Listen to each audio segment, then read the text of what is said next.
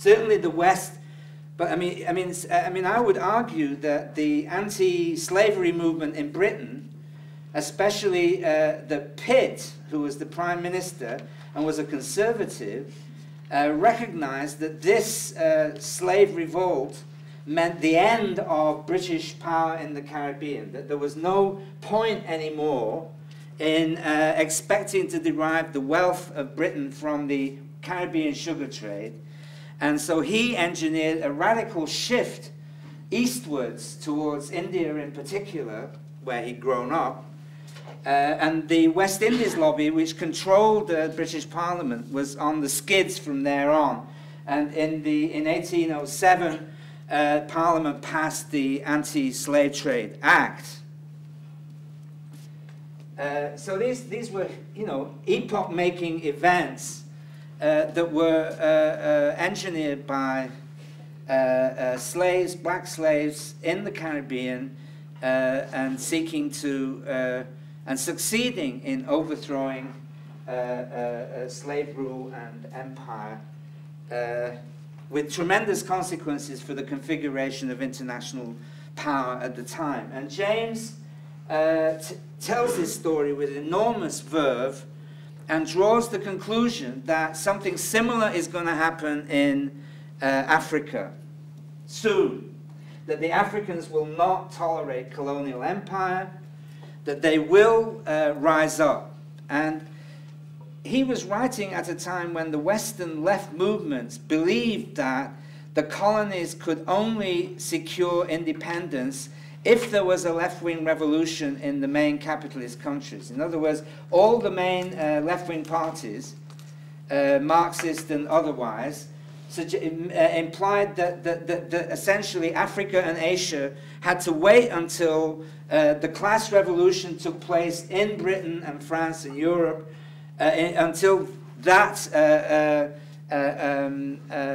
society gave them, that political regime gave independence, as it were, out of solidarity with their brothers. So he was operating in a world in the 1930s when it seemed inconceivable that even to radical left-wing egalitarian progressives, it seemed inconceivable that the Africans or the Asians could bring about independence themselves. And that was the lesson that he wanted to draw from the Haitian Revolution. And in the same year, he published a short book called The History of Negro Revolt, in which he traced the subsequent history of black struggle on both sides of the Atlantic after the Haitian Revolution, through the American Civil War, and on to the contemporary struggles against imperialism in Africa itself. And he concluded that colonial empire was subject to a more active contradiction than Western capitalism itself. He said that the forces that animated the Haitian Revolution were a combination of capitalist economy and racism. In other words, he argued that the Caribbean sugar plantations were the most advanced stage of industrial production in the world at the time, that these workers were in the most advanced, these slaves were in the most advanced sector of capitalist production in the world at the time. And in addition, their exploitation as workers was amplified by racial domination and the extreme inequalities to which they were subjugated. And so he brought this analysis to Africa, and he looked all over Africa in the interwar period and started identifying where the significant political trouble was being stirred up. And he concluded that it was in the same sense, that the most advanced sectors of capitalist industry and commerce were the places that had stimulated the most active resistance. And he identified these places as the gold mines in South Africa, the docks and railways in the Gold Coast, the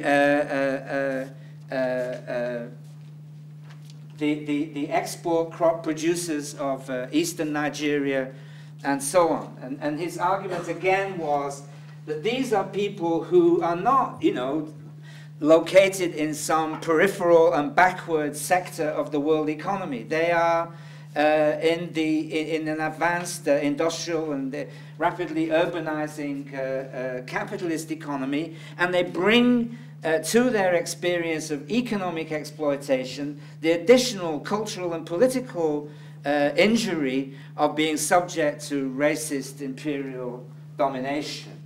And so he believed that out of this would arise significant indigenous movements that would dislodge colonial rule, and he was right.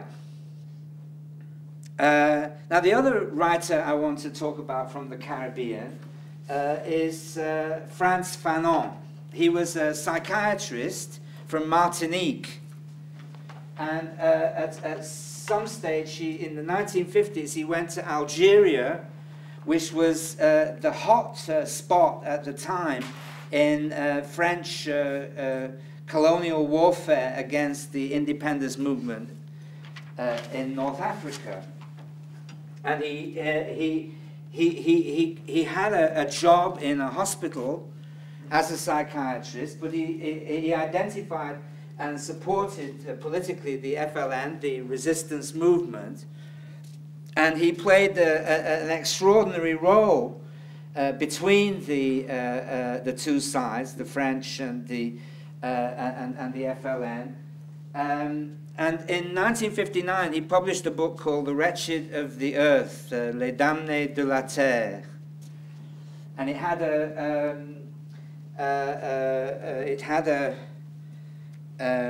a foreword by Jean-Paul Sartre, probably the most famous intellectual in the world at the time.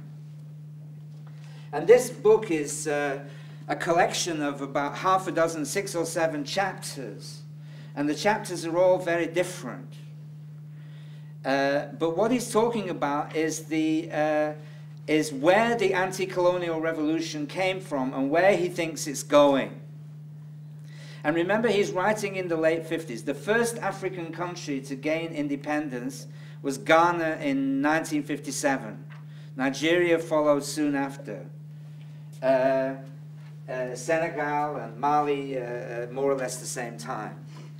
So this was the time, of course, Asian independence had already been achieved a decade earlier, but this was the time when Africans were beginning to acquire their independence from French and British rule, and where the North Africans were involved in a really dirty war. I mean, you may have seen the film, The Battle for Algiers. If you haven't, it's an eye-opener. This is a war in which the French colonial army committed atrocities on a scale that they were never held subsequently accountable for. I mean, you think Abu Ghraib is bad. I mean, you should see what they were doing in around 1960 in Algeria. And Fanon was deep in the middle of this. He not only was treating children and bereaved families of rebels who'd been killed, as well as people who were suffering from battle fatigue and other forms of the injuries of war.